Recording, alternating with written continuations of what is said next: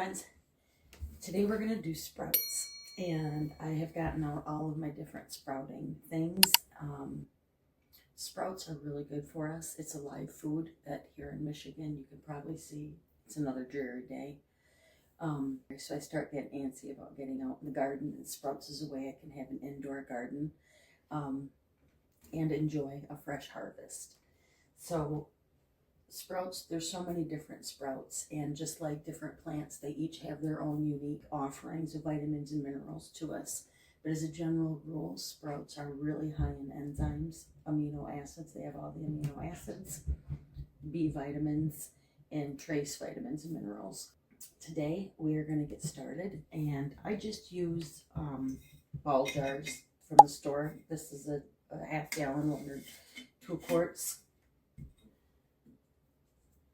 I have different plastic tops that I'm going to use for some of the sprouts, and we'll put a link down below. I got them from Amazon, and it's a wide mouth, so they just go on top. The set of 3, you can probably see, has different hole sizes. So this is really wide. I'm going to use chickpeas. This is medium. I'm going to do wheatgrass in here. And then for my legumes, I'm going to do the small whole one. The other thing I'm going to use for sprouts is a sprouting tray. These are not my favorite, but for the sake of education, I'm going to show you the difference in what it ends up looking like at the end product. And then the last type of tray is this type of tray. You can see the tray keeps the water in there for when you water it, it goes through. This has really small holes here on my side right and really large ones. So you can do different things with it, but I like that it has the top. So my sunflower seeds I'm going to put in here. So the first thing I'm going to do is just get some tepid water going. And then I'm going to open my chickpeas. I'm going to use a handful. These, you can put them in salads once they're sprouted. And what happens is, you know, when we get stuff from the store, it's dead. And so the enzymes are not there. A lot of the vitamins are gone. Just the heat processing of doing it just naturally strips it of all that. But when we get seeds that we can actually sprout, it's going to have all of those live things in it. And so at a very minimum, we like to soak them overnight to get them soft so that we can eat them. We do this with nuts too. So I'm just going to put a couple, maybe like a 1/4 cup. They last for about a week once you have them done. So you just want to make sure that you don't have too many that you can't keep them all. They go to waste. Which I'm going to put a little bit in. So I'm going to make some sauces, and we'll show you how to make different things using our sprouts once we get them sprouted. All right. So now I have the water on it. This is going to sit overnight without me doing anything. And I'm going to go through all of the sprouts and get them going the same way. So we're going to do wheatgrass, lentils. I have an Italian blend of tiny sprouting seeds. Kind of looks like alfalfa sprouts. And the Italian blend has red clover, cress, and garlic. So this will be really good. And I can put this on, you know, if I cook some meat, I can put it on the top of the meat. I can put it in salads. I can put it in any type of a smoothie or juice that I make. So they're quite convenient. They're very tasty, full of nutrition. So no matter what type of diet you're doing, whether you're just eating a standard American diet or if you are completely fully raw vegan, sprouts and wheatgrass is really good and healthy for you. Next one I'm going to do is broccoli. And then I have a peasant blend, and this has crimson French and red, green, black, and white lentils.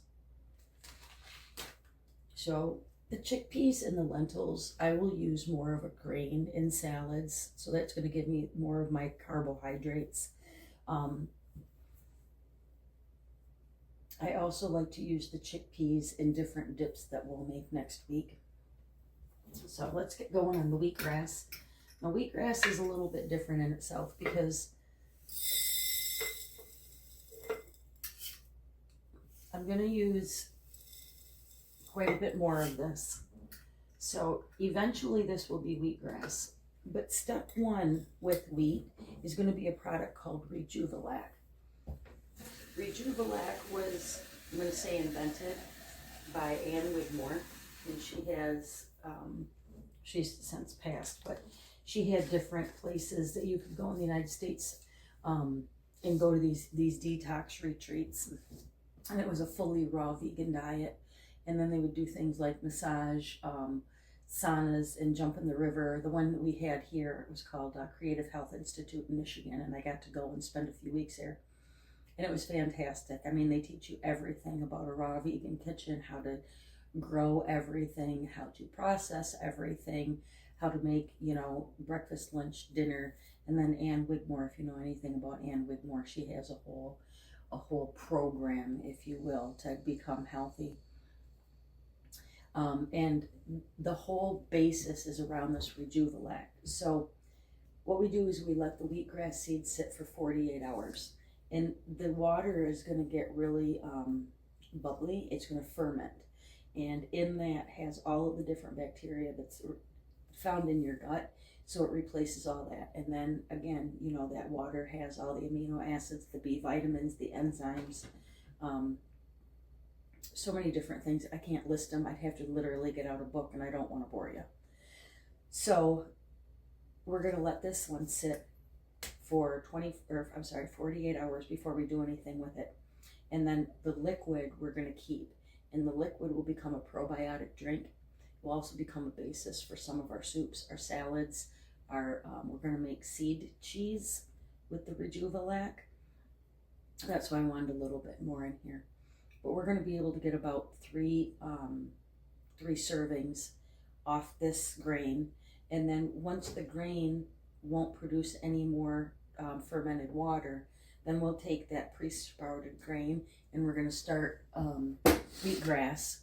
And then after the wheatgrass is done growing, we're going to juice the wheatgrass and use the wheatgrass juice as another healthy part of our routine. So chickpeas, wheat berries.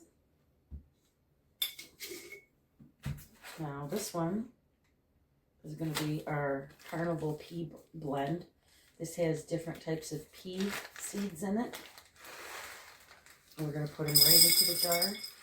Now I get all of my seeds from the Sprout People. You can go online and just Google Sprout People. They have the best, the freshest, the largest choices of anybody. So these right here are pea seeds, just like something that you would put in your garden, except these are a higher quality than just the ones we stick out in the garden. Peas have a lot of protein, so you know a lot of your protein powders are made with peas. And again, we're just going to put the water over top of them, put in our lid. And what's really nice about the lid is that I'm going to drain them and refill them 3 to 5 times a day. So you won't see me doing this in between our next video, but I just spin them a little bit and then drain them 3 to 5 times a day so they don't become sour, get any bacteria or anything in them.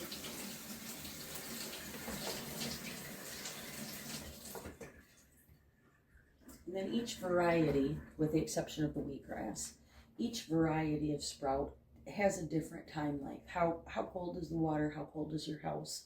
Or how warm is it? And this all plays a part in when they're going to sprout and when they're going to do their thing. What is the quality of the seed?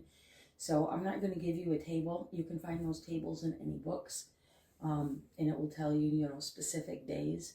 What I've come to realize is that oftentimes the best thing to do is just watch it. You're going to see the seed, it'll break open, and then you'll see a little tail come out, and then you'll start to see little leaves come out. the shell will naturally come off the root, and then you'll start to notice that it looks full and harvestable. So our next video is going to be the full harvestable ones, and I'm going to show you what I do after they're actually grown in that container. Now, some of the other tops that I really like to use, I also got on Amazon. Again, these will be linked below. This is, again, a wide mouth mason top. But this is metal, and it's like a strainer. These are really strong, and I like them because they are so fine. So all of the tiny seeds, you know, your legumes, your wheat and grains, the chickpeas, those are all good size, and they're not going to fall through. But when you start getting into the little alfalfa and beets and broccoli and the tiny, tiny seeds that you see, they really have to have something fine. And that's when I use that. So when I'm doing the plain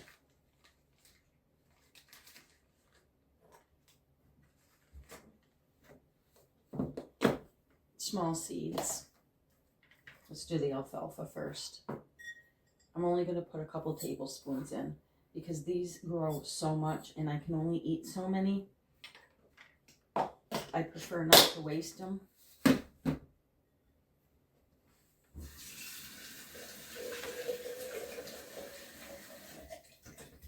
Spin them around a little bit.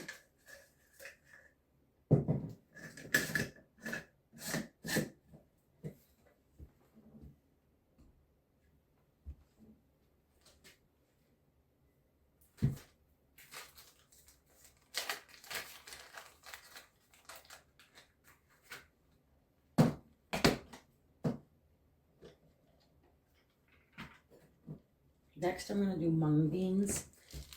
These are wonderful. Again, they can be juiced. I like just to put them in salads, or if I'm going to quick steam a vegetable, I will put this in after the heat is off and just let them get warm. The more heat we use on things, the more we destroy the nutritional value of it. A couple tablespoons. Water.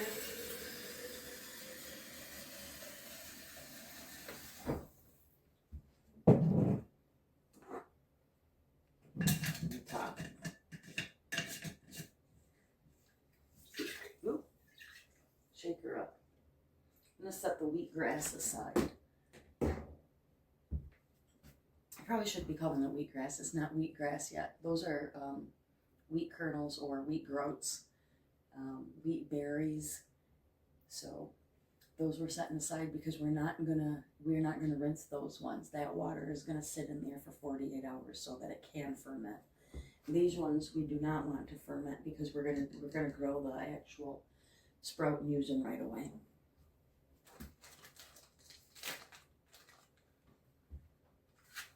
So we've got the Italian.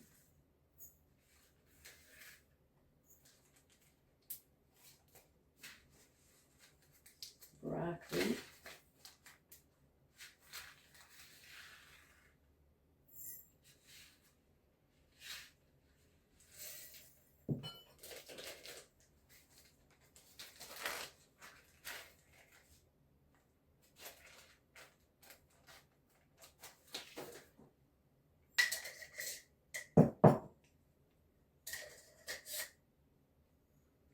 Now, if you don't know how to identify them, I highly suggest you label your containers.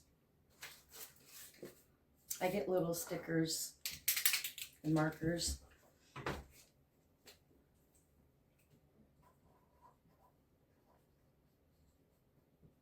Broccoli, Italian.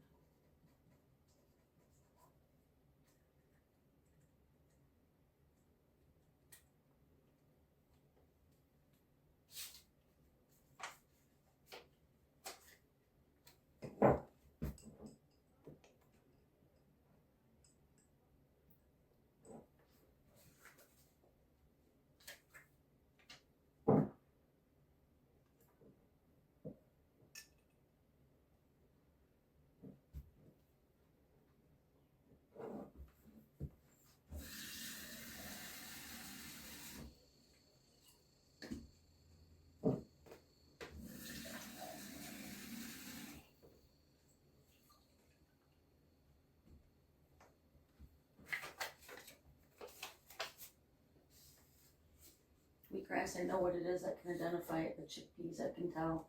The mung beans, I can tell. The peas, I can tell.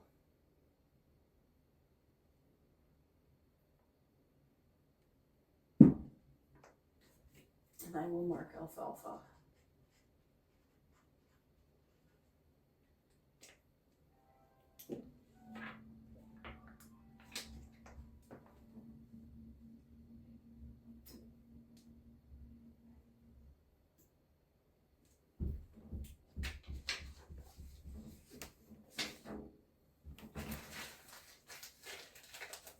Okay.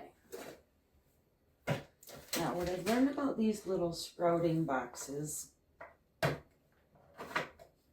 is that a lot of times the small seeds will fall through or they get stuck in it. So these are not, in my experience, I don't love them for alfalfa sprouts. I think the jars are much easier. They're more economical and efficient. So we're going to put the lentils in this one. And I'm going to put probably, you know, a tablespoon on top and a tablespoon on bottom. And then do a couple different things. So this is just going to sit on the counter like this. The bottom is just a container to catch the water. What I like to do is get them good and wet.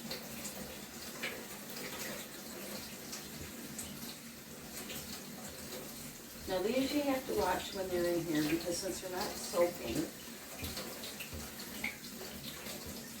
they can dry out faster.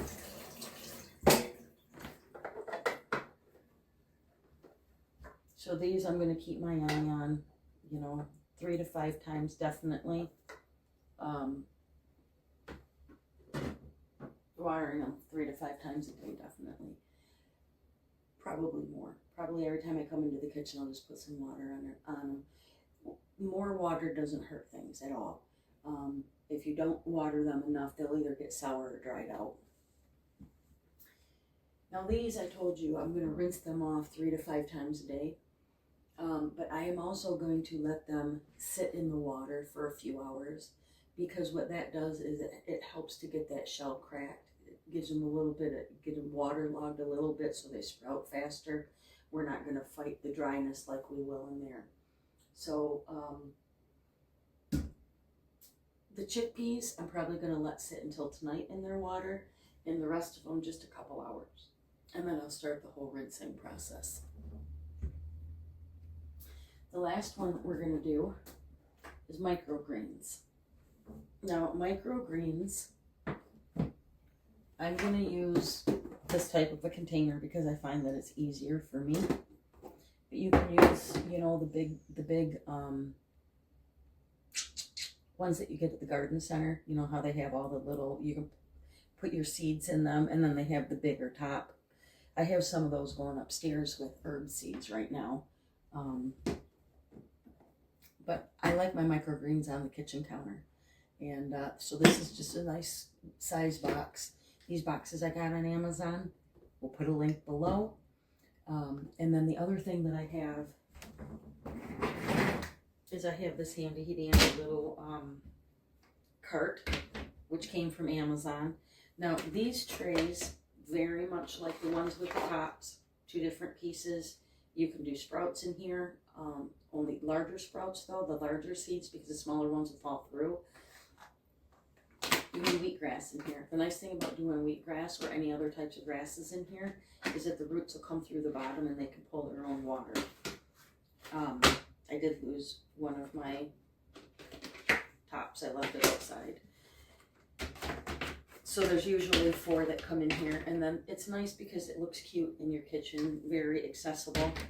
I like to put this on top. So that's how my cart is going to be set up. My wheatgrass I will put in here once it's ready to go. After 48 hours, then I'll soak it another 24 and one more 24-hour period, getting 3 servings of the Rejuvelac off. And then with the soaked wheatgrass berries, what I'm going to do is put them in here, and we'll let the wheatgrass grow, and then we'll harvest the wheatgrass out of here.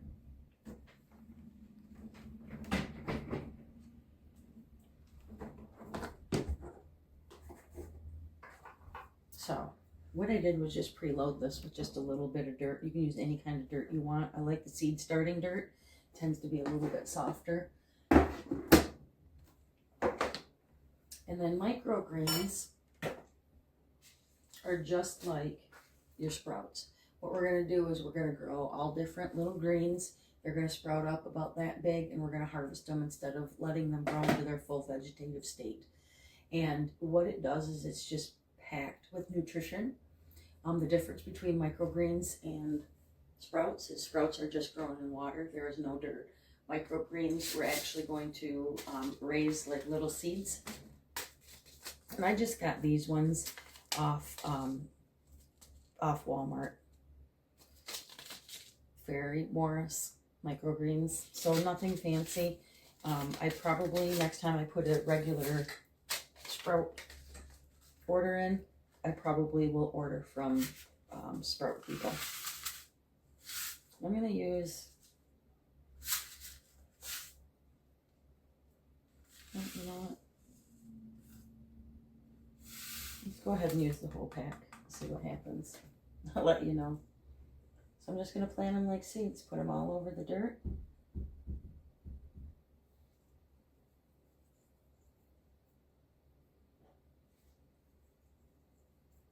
You can tell there's a mix in here. There's mixed seeds, they're different sizes.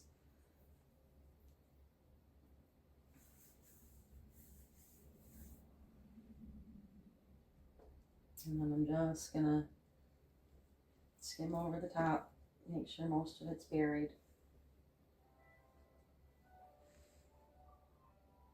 And they don't have to be buried in there real deep, because what's going to happen is they're going to sprout and then the roots are going to take over. This is very shallow dirt because we're not growing them huge. Just going to tap it down. My fingers.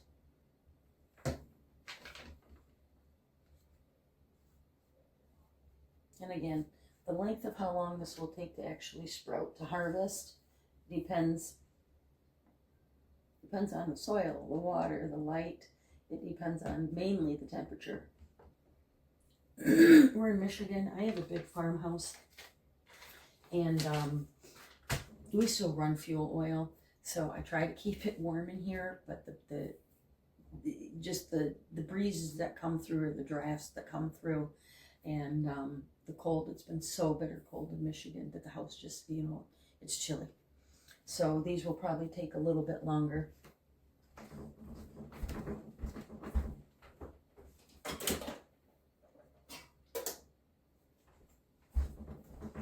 Get the trusty dusty spray bottle, and I'm just going to spray water. This way I make sure that it doesn't get too much. The things with sprouts and microgreens is that they have to be watered all the time, but they can become waterlogged and go bad. So it's kind of a fine, delicate balance between just enough and too much. But I'm going to get the soil good and moist the first time. And then once we put the top on it, the greenhouse effect will kick in. And it has that little padding of air underneath it as well. And I will check these every time I check the sprouts, just to make sure the soil is where we need it to be and there's no rotting happening. If you just, if you start to see a little bit of mold or anything on the top, just take that greenhouse off it.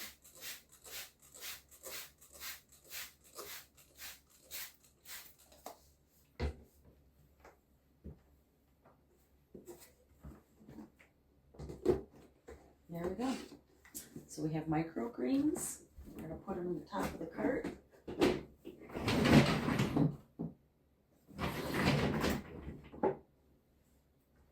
Day one, putting everything in dirt or water, right? So we've got chickpeas, broccoli, an Italian mix. We've got our pea, it's called carnival pea mix, mung beans, and alfalfa sprouts. And this is going to be for soups, salads, for smoothies, and if I make any juices, I can put it in juices. The last thing that we're going to put in today, and I'm going to do it in the plain one, no dirt, is sunflower seeds. And sunflowers, rubbing sunflowers, oh, they're wonderful. And they can be used, again, many of the different ways that can be used. We're going to be going into recipes and how I'm using all this as time goes by. I want you to actually see it done and me not just sit and talk about it.